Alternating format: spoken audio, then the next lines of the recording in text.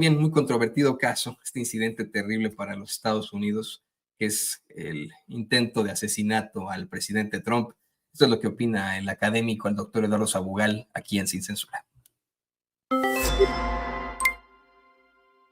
¿Qué tal? Yo soy Eduardo Sabugal y esto es La Luneta, videocolumna para Sin Censura. La oreja de Trump.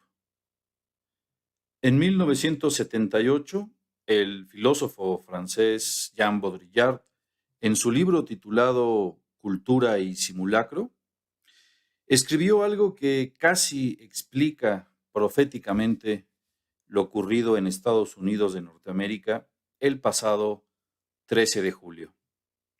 Baudrillard, hablando de la perversión capitalista, pero sobre todo norteamericana, de matar lo real por lo hiperreal, de fomentar una cultura de simulación, explicaba en lo que él llamaba la precesión de los simulacros lo siguiente: todo se metamorfosea en el término contrario para sobrevivirse en su forma expurgada.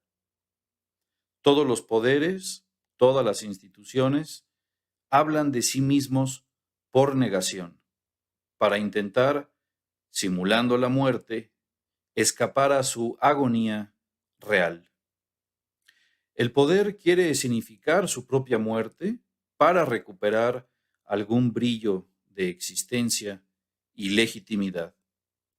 Por ejemplo, el caso de los presidentes norteamericanos, los Kennedy.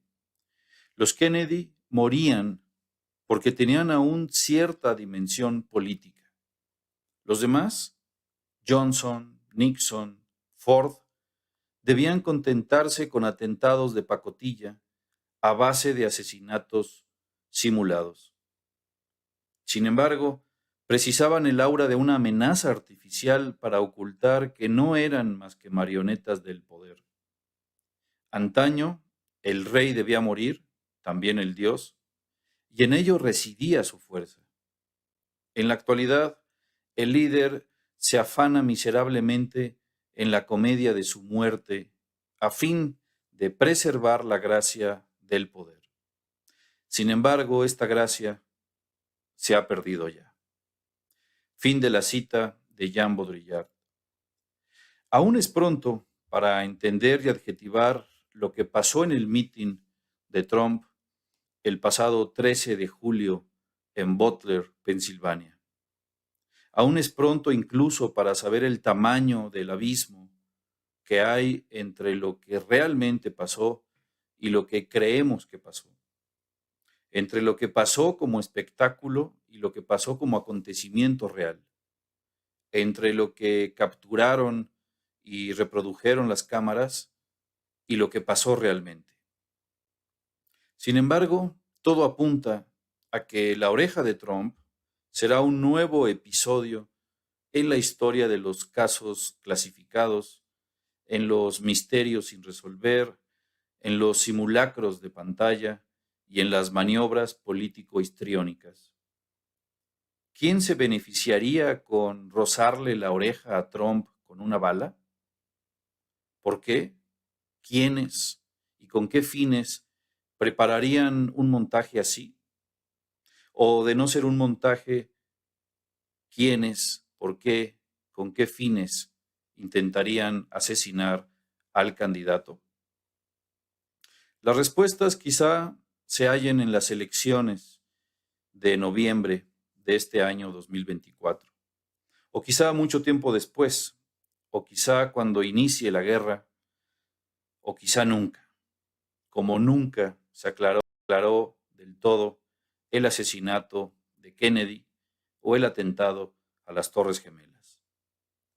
Estados Unidos de Norteamérica puede preparar con exactitud milimétrica golpes de Estado en otros países, puede planificar magnicidios en otras latitudes y no puede mantener la seguridad de sus propios candidatos a la presidencia. Suena bastante absurdo.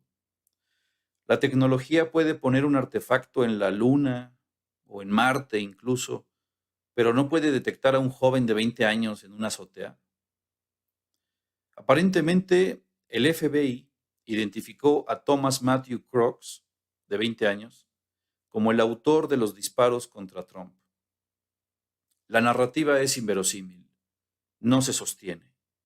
Como inverosímil también es que esa nación, que se sigue diciendo el país de Dios, de las libertades y de la democracia, siga funcionando a través de una maquinaria de miedo y de simulación.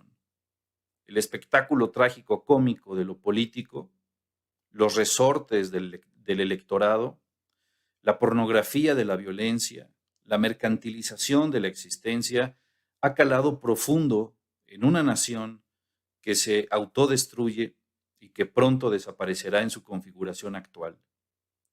Es insostenible ya ese bipartidismo que simula una democracia, cuando en verdad lo que opera ahí es un totalitarismo técnico-económico y militar. Mientras el fentanilo mata a 200 personas al día en Estados Unidos de Norteamérica, sus gobiernos, sean demócratas o republicanos, la oligarquía norteamericana, el complejo económico-militar, sigue sosteniendo guerras crueles en otros países. Siguen siendo colonialistas e imperialistas y su economía sigue siendo de guerra. Primero destruyen y luego reconstruyen. El fin de semana pasado, las redes sociales y los mass media escogieron idiotizarse con la violencia del estadio donde jugaban Argentina y Colombia y con la oreja manchada de rojo de Trump. Mientras en Israel, con el apoyo de Estados Unidos de Norteamérica, se seguían asesinando a niños y niñas palestinos. Israel bombardeó el mismo día Gaza, Líbano y Siria. Pan y circo, decían los romanos cuando hablaban de una fórmula para controlar a las masas. Hoy ni siquiera hay pan, solo circo. Y ese circo macabro parece serlo todo. La angustiosa autodestrucción del sistema norteamericano solo confirma la urgencia que tienen por entrar en una guerra. Relanzar el ciclo a través del espejo de la crisis, de la negatividad y del antipoder, como dice Baudrillard. Pues al parecer al sistema putrefacto de Estados Unidos de Norteamérica solo le queda como solución o coartada romper el círculo vicioso de su irresponsabilidad y de su inexistencia fundamental con estrategias fatales de este tipo. La simulación hipertrofiada. Qué interesante lo que plantea el doctor Eduardo Sabugal, con una reflexión muy profunda sobre este terrible incidente. Aquí la opinión más importante es la suya, la de usted que nos ve, que nos escucha. Y yo lo invito y la invito a usted, específicamente a usted, que nos lo escribe, que nos manda tantos mensajes en estos momentos a nuestras redes sociales, que por favor lo haga también ahí a La Voz del Pueblo, que nos mande un video haciéndonos todos estos comentarios, son muy importantes, al 773-475-7214, porque, insisto, aquí la voz más importante siempre será la suya, la voz del pueblo. Y muchas gracias, por supuesto, al doctor Eduardo Sabugal por su columna de todos los lunes, La Luneta.